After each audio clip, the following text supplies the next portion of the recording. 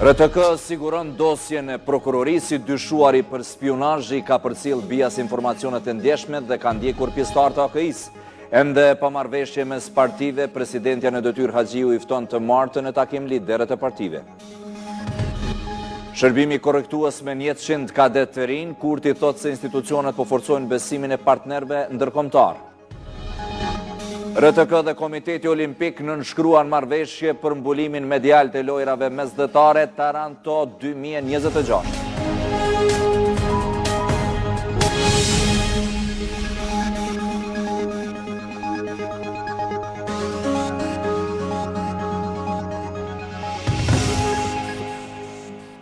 Të nderuar shikues, mirëmbrëma. I dyshuari për spionazh Fehim Sali ka pranuar para gjykatës se ka qenë i rekrutuar nga shërbimi inteligjent serb BIA.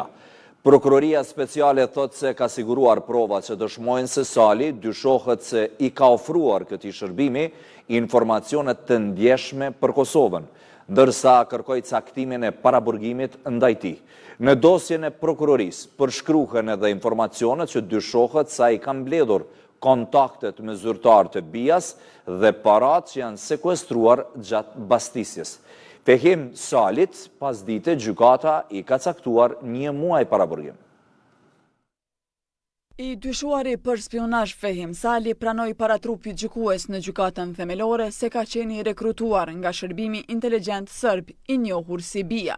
Kështu bëri të ditur pas seancës prokurori special Bekim Kodraliu, sipas të cilit ka prova të mjaftueshme që të merren masa ndaj Salit, i cili ishte duke u hetuar nga prokuroria për më shumë se 1 vit. Nga provat që kemi siguruar nga Policia Kosovës në bashkëpunim të ngushtë dhe me Agjencinë Kosovare për Inteligjencë, kemi vërtetuar dyshimin e bazuar se i njëjti ka qenë i rekrutuar në shërbimin inteligjent serb BIA, më konkretisht nga zyrtari i saj Zhelimir Matović, dhe se i njëjti ka ofruar informacione këtij shërbimi në dëm të interesave të shtetit tonë. Konsiderojmë që nga provat që kemi siguruar, kemi vërtetuar dyshimin e bazuar mirë dhe me rastin e paraqitjes kërkesës për caktimin e paraburgimit, i pandehuri edhe vetë deklaroi se ka qenë i rekrutuar dhe ka pasur kontakte të vazhdueshme me zyrtarët e BIA-s. Ndërkohë në dosjen e prokurorisë, të cilën e ka siguruar RTK, përshkruhen detyrat dhe informacionet që Sali dyshohet t'i ketë dhënë për shërbimin serb. I njëjti ka ofruar informacione për situatën politike në Kosovë. Ka bërë identifikimin e zyrtarëve të Agjencisë së Kosovës për Inteligjencë. Përmes fotografimit të tyre, ka ofruar informacione të personave që i përkasin sektit Vehabi dhe personave të tjerë, e të cilët më pas i ka propozuar të zyrtari BIA si objektiva të mundshëm për kontaktim dhe rekrutim. Pastaj kanë ndërmjetësuar për çështje dhe dokumentet e lidhura me institucionet e Republikës së Serbisë, si dhe krijuar dhe mbajtur kontakte me persona me ndikim politik dhe shoqëror në Serbi dhe në Republikën e Kosovës nga komunitetet jo shumicë. Sipas dosjes së prokurorisë, ka një tërësi provash që dëshmojnë fajsinë e Sali për veprën penale spionazh. Konfirmimi zyrtari AKI-s se Zhelimir Matović është zyrtari BIA-s dhatë nga viti 2002, i cili ka përdorur telefonat me të cilet ka komunikuar me të pandehurin, fotot, dokumentacioni, raporte mbi hyrje-daljet e të pandehurit në territorin e Serbisë, raporte mbi sekuestrimin e provave materiale në veturën dhe shtëpinë e të pandehurit ku janë gjetur 4 telefona, të cilet pritet të ekzaminohen. Dokumente relevante dhe një shumë e konsiderueshme e të hollave rreth 40.000 euro, të cilat janë rezultati kryerjes së këtij aktiviteti të spionimit në favor të BIA serbe. Andaj sipas prokurorisë, dëshmia që Sali ka në shtetësi të Serbisë e bën të mundur faktin që ai të shkojë në territorin serb dhe të arratiset atje, shtet me të cilin Kosova nuk ka bashkëpunim fare. Në njërën nga nenet e dosjes thuhet se edhe pozita që ushtronte Sali në Kosovë i ka mundsuar të mbledhë informacione të rëndësishme për vendin. Rëndësi të veçantë ka dhe pozita politike që i dyshuari ka ushtruar në kuadër të zyrës së presidentit të Republikës së Kosovës, e cila mund t'i ketë mundsuar çastën e informacione të ndjeshme dhe kontakte me persona të ndryshëm me rëndësi për funksionimin e institucioneve shtetërore. Sipas dyshimeve të ngritura nga autoritetet, Sali është marrë me ndërmjetësimin për prova dhe dokumente serbe, ndërsa dyshohet se është angazhuar edhe në grumbullimin e votave për mbështetësit e Aleksandar Vučić. Në këtë fotografi, Fehim Sali shihet edhe në shoqëri të Ivica Dačićit, aktualisht zëvendës kryeministër dhe ministër i punëve të brendshme të Serbisë. Rasti i fundit riktha në vëmendje shqetësimet për aktivitetin e dyshuar të strukturave të inteligjencës serbe në Kosovë. Nga viti 2004 deri në vitin 2025, në Kosovë janë arrestuar së paku 7 persona në ndyshimet për spionazh, në raste që kryesisht lidhen me dyshime për bashkëpunim me shërbimin inteligjent serb BIA.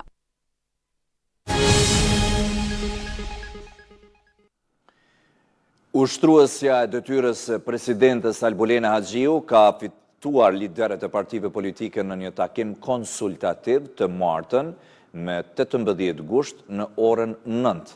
Ftesën e ka konfirmuar për RTK Live presidenca e Kosovës, ndërsa ajo u është dërguar vesmas përfaqësuesve të subjekteve politike. Në ftesë thuhet se takimi lidhet me zhvillimet aktuale politike dhe institucionale, si dhe me arritjen e një marrëveshjeje për zgjedhjen e një presidenti konsensual. Ftesa vjen një ditë pasi Lidhja Demokratike e Kosovës deklaroi se heq dorë nga bashkëqeverisja me vetëvendosjen, duke theksuar se është e gatshme ta votojë një president konsensual. Megjithatë, ngërçi politik në Kosovë vazhdon edhe pas zhvillimeve të fundit në kuvend. Palët politike mbeten larg një marrëveshje për hapat që do ta zhbllokonin situatën, ndërsa përplasjet rreth rendit të prioriteteve po e shtyen përpara krizën institucionale. Në horizont mbetet edhe çështja e zgjedhjes së presidentit, por pa një dakordim paraprak për funksionalizimin e institucioneve. Ndërkohë, kryeministri në detyrë dhe kryetari i lëvizjes vetëvendosje Albin Kurti tha sot se presidenti i ardhshëm duhet të jetë një figurë konsensuale me mbështetje sa më të gjerë politike dhe qytetare. Por PDK dhe Aleanca thanë se pa e kthyer procesin e formimit të institucioneve në binaret kushtetues, Kurti nuk ka kredibilitet të hap tema madhore shtetërore. Pas sinjale për pajtueshmëri se cili duhet të jetë hapi i parë për të nxjerrë vendin nga ngërçi institucional, kaloi edhe kjo e premte. Kryeministri në detyrë dhe kryetari i vetëvendosjes Albin Kurti nga Vushtria ka përsëritur kërkesën ndaj partive të tjera shqiptare për të gjetur bashkërisht një figurë unifikuese për president. Kurti ka komentuar edhe qëndrimin e Lidhjes Demokratike, e cila mbrëm bëri të qartë se do të qëndrojë në opozit, por se është e gatshme të diskutojë për një emër konsensual për kreun e shtetit. Letë mos humbim kohë duke shkuar në zgjedhje, por edhe letë mos humbim kohë pa përmendur emra konkret. Sepse të gjitha përfaqësimet e tjera politike janë ekipe. Kurti ka folur edhe për detaje nga diskutimet e zhvilluara me kryetarin e LDK-s Lumir Abdigjiku dhe ofertën për bashkëqeverisje. Unë besoj që LDK-ja është dashur të vinë bashkëqeverisje. Ta kemi një marrëveshje politike. Nuk është të thënë të jetë identike me rezultatin e zgjedhjeve, 53 me 18, po deformimi i rezultatit nuk mund të jetë. Pra, me 18 deputet, ta marrësh kryetarin e kuvendit, nuk është pak. Por Partia Demokratike dhe Aleancat, të cilat prej kohësh kanë refuzuar kërkesat e vetëvendosjes për bashkëpunim, nga holli i kuvendit thanë se pa e kthyer procesin e formimit të institucioneve në binarët kushtetues, Kurti nuk ka kredibilitet të hap tema madhore shtetërore. Mbas rezultatit zgjedhor, e ka përgjegjësinë, e ka mundësinë që lëvizja vetëvendosje, zoti Kurti, me dho institucione, apo me majt vendin në vakum institucional, me mungesë stabilitetit politik, e përmbit gjitha me shkelje të vazhdueshme të ligjit dhe suspendim të kushtetutës. Kushtetutshmëria në këtë vend do të kthehet. Është shumë e rëndësishme që të bëhet një konstituimi i kuvendit. LDK-ja e pam që ka dalë që do ta sfidon me president, andaj spari do të bëhet konstituimi, le zgjedhen kryetari, nën kryetar dhe pastaj ta shohim se si do të rrihet situata. Nëse lëvizja vetëvendosje dhe Kurti e ka seriozisht për zgjedhjen e presidentit, atëherë ka partinë LDK-n që do ta sfidojë dhe do ta zgjedhin së bashku. Pak para këtyre deklarimeve, deputetet e PDK-s dhe Aleancës u paraqitën në sallën plenare, ashtu siç kishin paralajmëruar një ditë më parë, edhe pse kryesuesi i seancës konstituive Avni Dehari nuk ju përgjigj kërkesës së tyre për vazhdimin e seancës së ndërprerë me 6 gusht. Nga salla plenare ata kërkuan vazhdimin e seancës konstituive dhe funksionalizimin e kuvendit. Dhe ky kuvend do duhet të jetë funksional.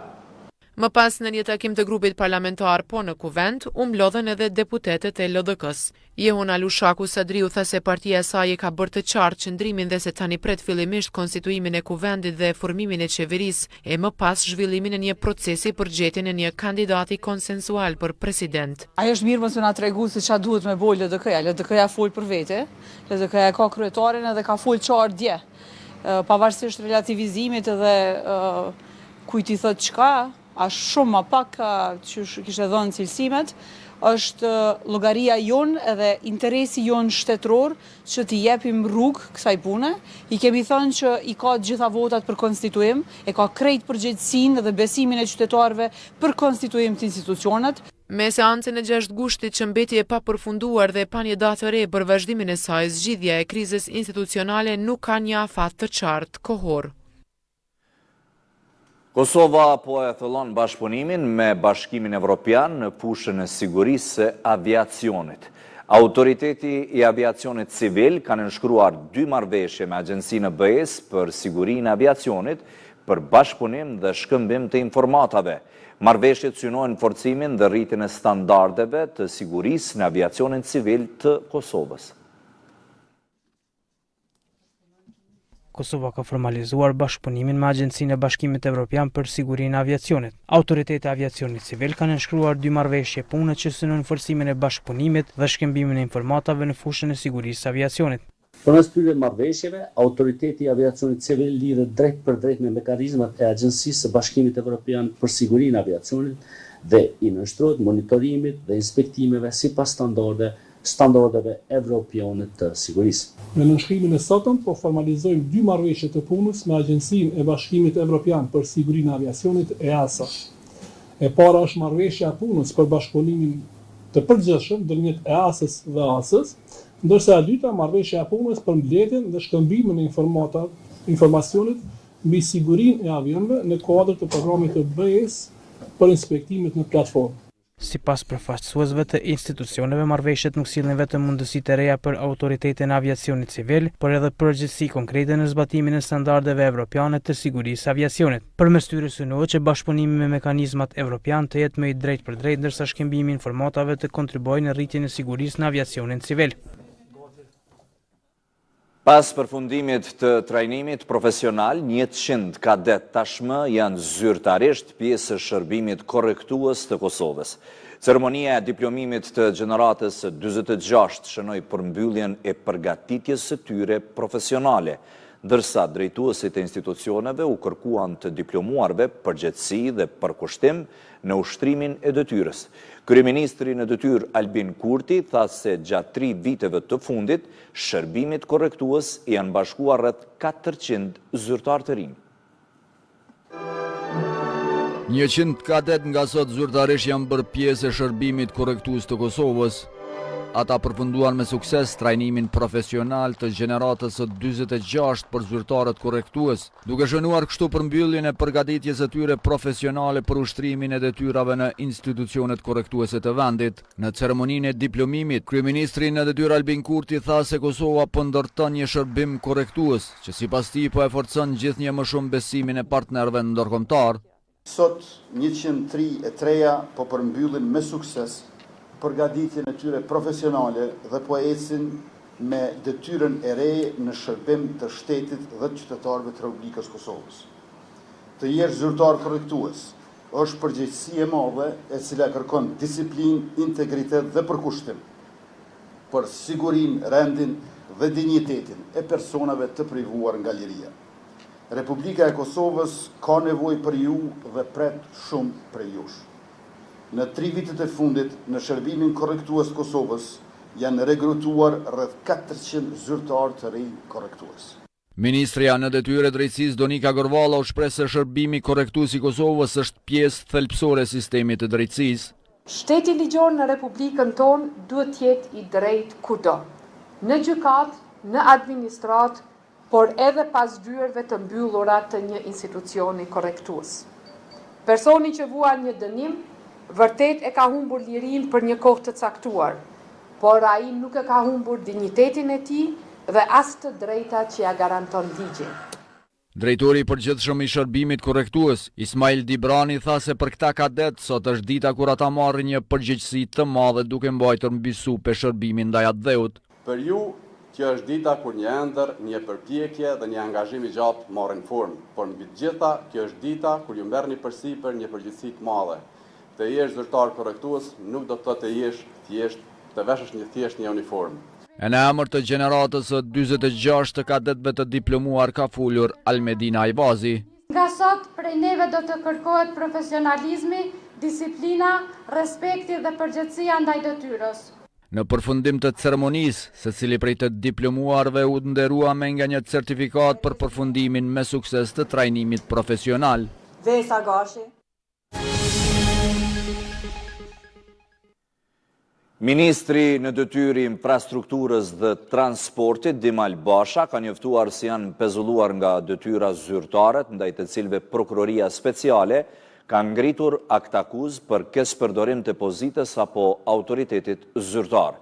Sipas komunikatës së ministrisë, rasti lidhet me periudhën 2017-2019 dhe një kontrat për mirëmbajtjen e urave në rrugët nacionale dhe regionale.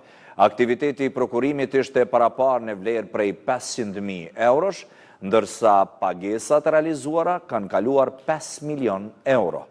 Në komunikat, Ministria thot se pret nga drejtësia që rasti të trajtohet sa më shpejt dhe të mbaj përgjegjës se cilin që ka abuzuar me mjetet e taksapaguesve. Vetëvendosje në Prishtinë ka deponuar kallëzim penal në prokurori lidhur me procesin e legalizimit të 4 objekteve në kryeqytet. Asamblistët e vetëvendosjes pretendojnë se në këto raste ka pasur paragullësi dhe mungesë transparence. Ata thonë se përfaqësues të tyre tashmë janë intervistuar nga prokuroria. Asamblistët e vetëvendosjes në komunën e Prishtinës kanë deponuar kallëzim në prokurori, siç pretendojnë për paragullësi në procesin e legalizimit të 4 objekteve. Sipas tyre, dyshimet lidhen me mënyrën se si janë trajtuar këto raste dhe me mungesën e dokumentacionit që do të mundësonte verifikimin e procedurave të ndjekura nga komuna. I kemi kërkuar dosje, por komuna nuk na i ka dhënë. Në vend të tyre na janë dorëzuar 4 certifikatat legalizimit, pa dokumentacionin përcjellës dhe pa materialet bazë mbi të cilat janë marrë ato vendime. Vetëvendosja thotë se certifikatat e legalizimit nuk janë të mjaftueshme për të vlerësuar nëse procedurat janë ndjekur sipas rregullave. Sipas Feslës, të 4 rastet janë trajtuar nga e njëjta zyrtare e sektorit të legalizimit. Certifikata e tregon rezultatin, kurse ne jemi të interesuar ta dimë procesin dhe procedurën. Këtë e mësojmë vetëm kur t'i kemi dosjet. Të 4 rastet e përmendura në mesazhe dhe të cilat janë të legalizuara, janë të trajtuara nga e njëjta zyrtare e sektorit legalizimit. 4 raste e njëjta zyrtare. Ndërkohë, në këtë sektor janë mbi 20 persona të cilët janë kompetent dhe mund të trajtojnë rastet e tilla. Vetëvendosja thotë se kallëzimi është deponuar për të kërkuar hetimin e këtyre rasteve dhe verifikimin e procedurave të ndjekura gjatë legalizimit. Banorët e Hanit e Elezit kanë protestuar sot kundër mundësisë së përdorimit të gomave si lëndë djegëse alternative në fabrikën e Cimentos. Ata kërkuan nga Ministria e Mjedisit që të mos miratojnë një vendim të tillë duke u shprehur shqetësim për ndikimin e mundshëm në shëndetin e qytetarëve dhe mjedisin. Banorët e Hanit e Elezit kanë zhvilluar sot një protestë duke kërkuar që të mos miratohet vendimi që do t'i lejonte operatorit ekonomik për prodhimin e Cimentos, i cili vepron në këtë komunë, të përdor gomat si lëndjegëse alternative.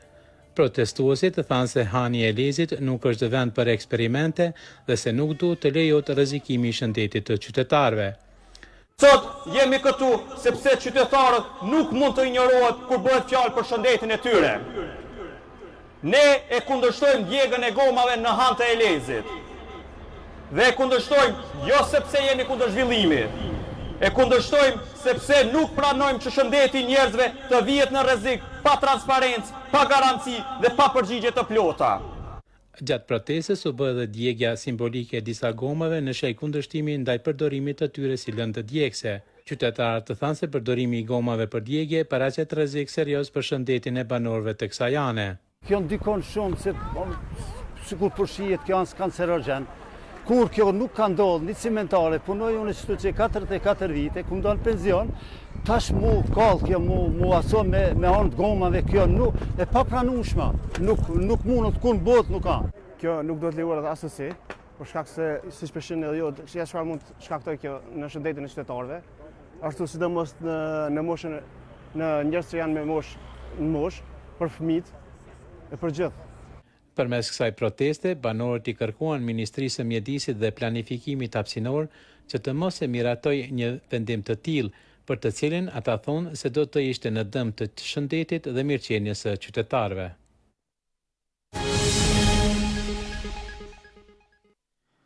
Mbi 181.000 prindër kanë aplikuar deri me tani për subvencionimin e teksteve mësimore për fëmijët e tyre, teksa Ministria e Arsimit paralajmëron se afati i shtesë mbyllet përfundimisht sot në mesnatë.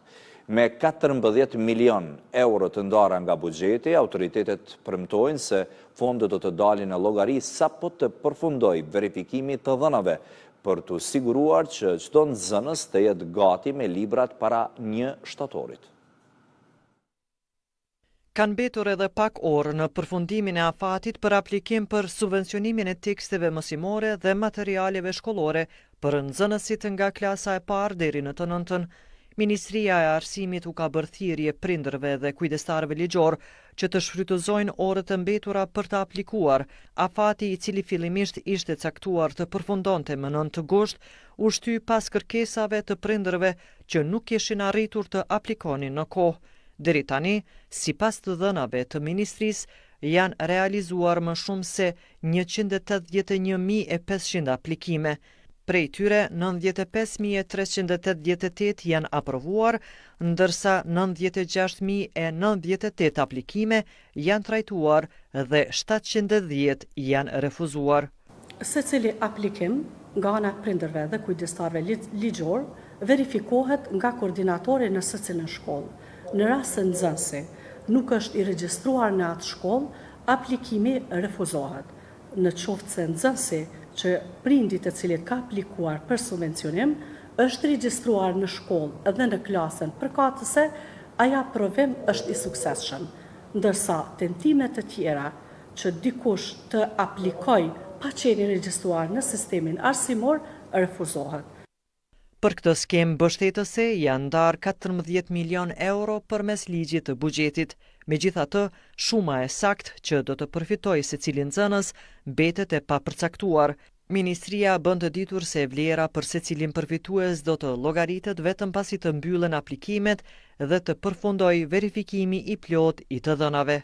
Duke parë dinamikën e verifikimit të aplikimeve nga ana e koordinatorëve, ne mendojmë që deri nga java e ardhshme të përfundojë verifikimi.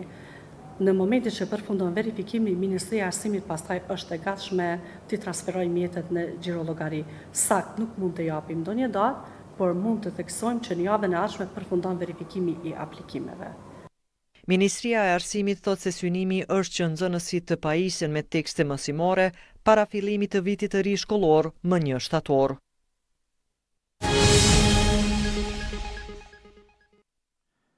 RTK dhe Komiteti Olimpik i Kosovës kanë nënshkruar marrëveshje bashkëpunimi për mbullimin medial të lojrave mesdhetare Taranto 2026. Radio Televizioni i Kosovës dhe Komiteti Olimpik i Kosovës kanë nënshkruar marrëveshje bashkëpunimi për mbullimin medial të lojrave mesdhetare Taranto 2026. Në kuadër të marrëveshjes, RTK do të mundsoj transmetimin e drejtë për drejtë të garave dhe aktiviteteve të sportistëve kosovar, duke sjellë te publiku emocionet dhe rezultatet nga kjo ngjarje e rëndësishme ndërkombëtare. Këto janë lojrat e para mesdhetare që po i transmetojmë në RTK. Këtë herë natyrisht me ndihmën edhe të Komitetit Olimpik të Kosovës kemi arritë që bëjmë një marrëveshje për të transmetuar mbi 100 orë transmetim të gjitha ekipeve tona, individëve, atje sportistëve të cilët do besoj që do të shkëlqejnë në arenën sportive. Nga ana tjetër, Edhe kryetari i Komitetit Olimpik të Kosovës, Ismet Krasniqi, e vlerësoi të rëndësishëm bashkëpunimin me transmetuesin publik. Komiteti Olimpik Kosovës vazhdimisht ka pas bashkëpunim me Radio Televizionin e Kosovës. Kjo është një marrëveshje e radhës që kemi nënshkruar, padyshim që është një marrëveshje shumë e rëndësishme. Transmetimi i lojrave mesdhetare Taranto 2026 që qytetarët e Kosovës të kenë mundësi ta shoqërojnë direkt edhe prej Kosovës këtu, është një marrëveshje shumë e rëndësishme, sidomos e rëndësishme për arsye që mbas Tarantos 2026, Kosova do të jetë një koqër vitin 2030.